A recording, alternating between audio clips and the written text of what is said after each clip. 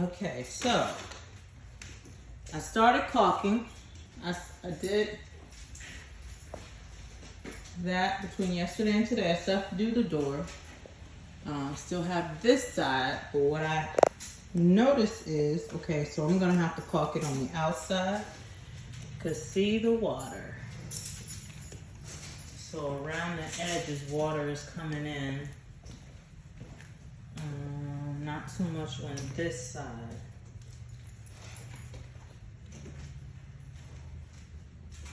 Yep, in that corner.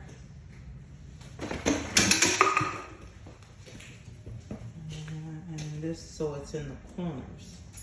So I wonder, maybe it needs to be tightened.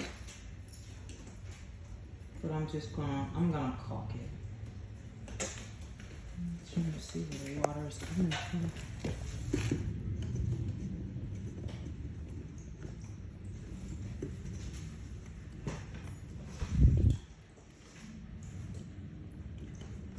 Okay, so I need to caulk it around the bottom.